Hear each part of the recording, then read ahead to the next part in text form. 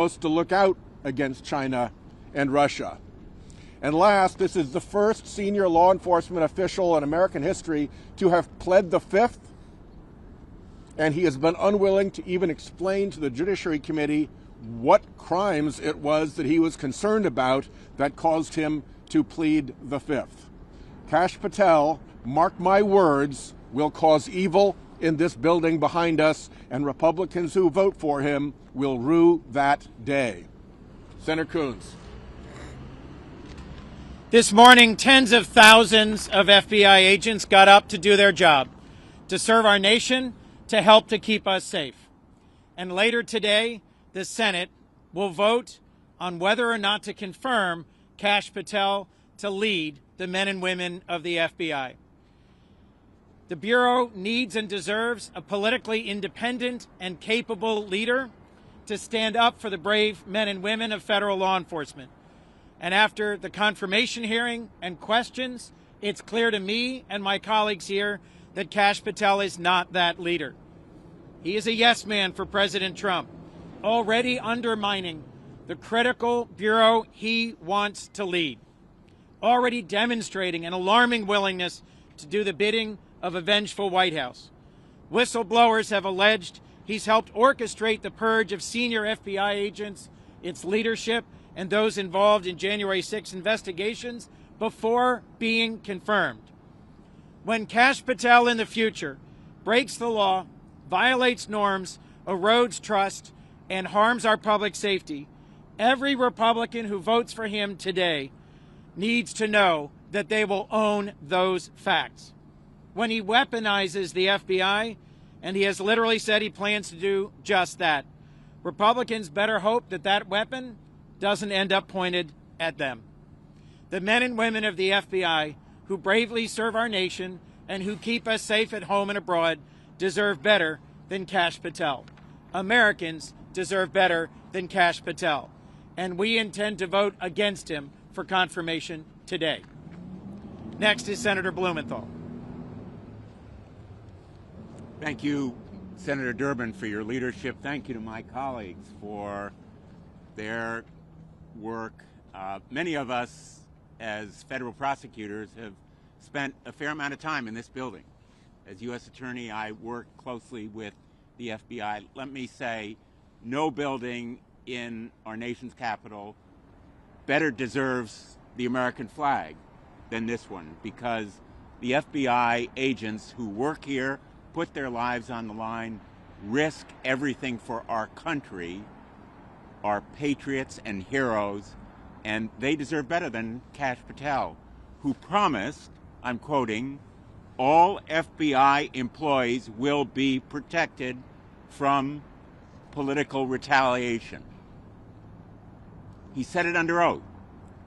At that very moment, he was involved in directing covertly the purging of FBI employees based on political retribution. At the very moment, under oath, he was denying that there would be any political retribution. And in fact, in the days that followed, top leaders were fired, and a lot of employees were given word that they would be let go as well, simply because they were involved in a criminal investigation of Donald Trump to which they had been assigned. They did what they were assigned to do, and the result was political retribution. For all the reasons that my colleagues have outlined so well, and I think that, there are just overwhelming number of factors that argue he is unprepared and unqualified. He has an enemies list. He has these foreign entanglements. He has talked about and glorified the January 6th rioters as political prisoners. There's no question he is unqualified and unprepared. The only question is whether my Republican colleagues will do the right thing. And let me say to Republicans who may vote for Kash Patel, this vote will haunt you. You will be held accountable. You will rue the day of this vote if it's in favor of Kash Patel, because the American people will hold you accountable, and we will make sure that the American people know about this vote. And with that, let me introduce Senator Padilla. The first of our California delegation. Right. Good morning. I want to thank Ranking Member Durbin for bringing us together today. It's pretty clear to me what's going on. If you think back to President Trump's first term, his trademark strategy was to try to, quote, flood the zone, to muddy the waters, to put us in a state of constant chaos for the purpose of confusing the American people, make people feel overwhelmed with so much that happens in a single day, and to distract from the real dangers and threats that he represents. He's doing it again, and doing so to try to pull attention away from the extreme nominees he has put forward to serve not just in his cabinet, but in a number of high-level positions in the administration. So for people listening to us today thinking, well, maybe this is just politics as usual. Of course, Democrats are going to oppose President Trump's nominees. No, this is not a distraction.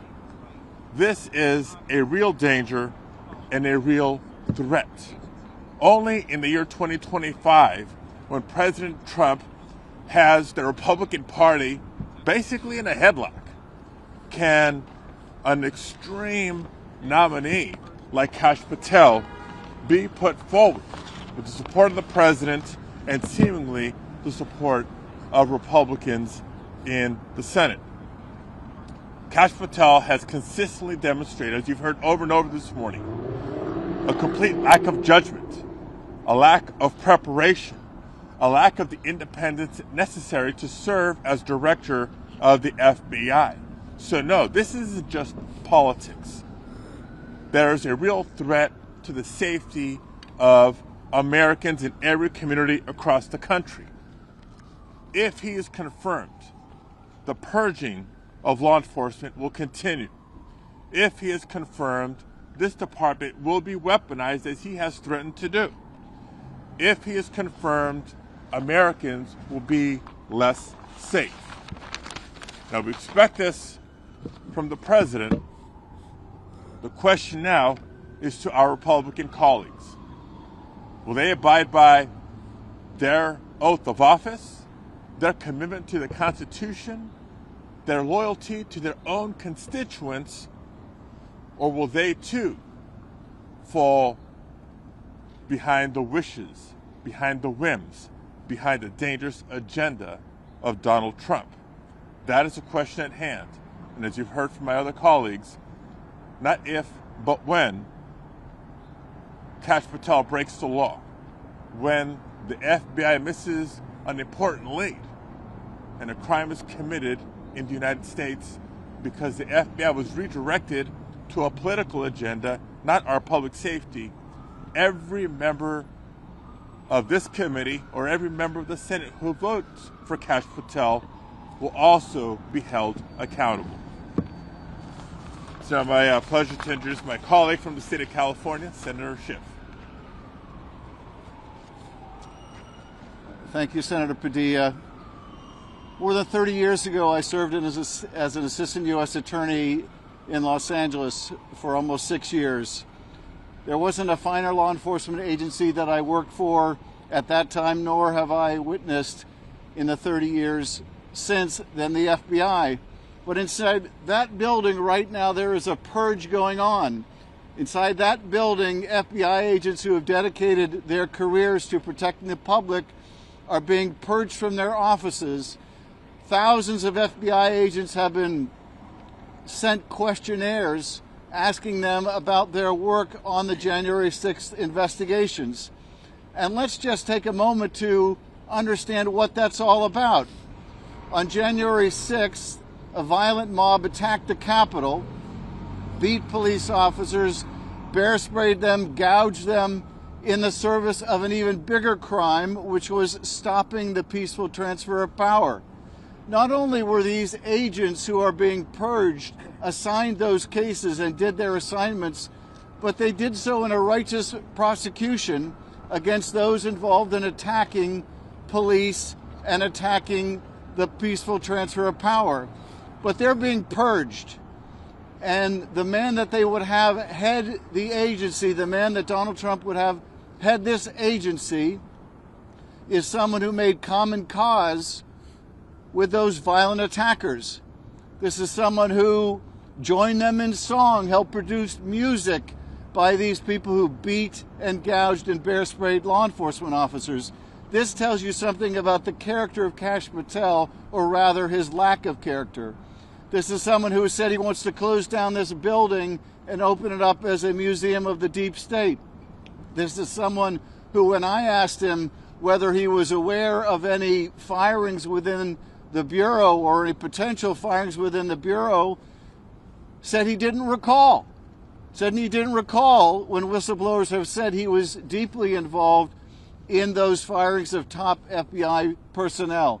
This is someone we cannot trust. This is someone who lacks the character to do this job, someone who lacks the integrity to do this job.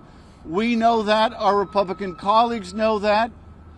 The only qualification Kash Patel has to be FBI director is that when everyone else in the first Trump administration said, no, I won't do that, that crosses moral, ethical, and legal lines, Kash Patel said, sign me up. In the first Trump administration, as we are seeing in the second, you rise to the level of your sycophancy, and no one is a bigger or more dangerous sycophant than Kash Patel. This political hack does not deserve to be in this building. He can't do the job. He won't protect the public. He will misuse the resources of the Bureau. He will weaponize it against the president's political opponents rather than protecting the safety, the public safety of the American people. We will vote no. Our Republican colleagues, intimidated by this president and threats of primary challenges from MAGA world, may vote to confirm him. But as my colleagues have said, they will have to live with that vote, be accountable for that vote, and be accountable for all the destruction that Patel does to this premier law enforcement agency. We stand, us Democratic members of this Judiciary Committee, stand shoulder to shoulder with the professionals in the FBI, with law enforcement everywhere, and we wish our colleagues would do the same. And with that, let me proudly introduce my colleague, Peter Welch. Thank you, Mr. Chairman. It's like we're in the Windy City here, kind of Chicago cold. You all are doing pretty good. Well, it's not quite Vermont cold. I mean, we know cold in Vermont. You know, I'm not going to repeat the things my colleagues have said, which I agree with, but here's the context. Since January 20th, Donald Trump has been on a lawless rampage. He has invaded the authority of Congress by canceling programs that have appropriated funds. He's inflicted cruelty on people who have been loyal public servants and agencies across the country. He is threatening farmers with these high tariffs, calling it an emergency. Kash Patel is a crown jewel in this lawless rampage. He's an instrument of Donald Trump's effort to destroy the Justice Department and the FBI so that he is absolutely and completely not only above the law, but beyond the law. He's called it my Justice Department. Kash Patel agrees. He willingly agrees to carry out the vengeance tour of Donald Trump. That's what he does. This FBI has been so revered in our country. Sure, it has issues at various times, as every agency does. But this has been a non-political agency, no longer. And when in the confirmation hearing, my colleagues Adam Schiff and others asked about the purge, he heard nothing, see nothing, hear nothing, say nothing. He didn't know anything about it. 2 days later, it comes out he was masterminding it and implementing it as he was lying to us in the committee. So the biggest threat to our country right now is Donald Trump's frontal assault on the rule of law.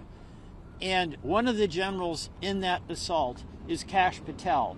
We must defeat his appointment as the FBI director. Thank you. Question? Too cold for questions? Too cold for questions. All right. We're out of here. Thank you. Thank you all. All right, gentlemen. Great Thank job. you.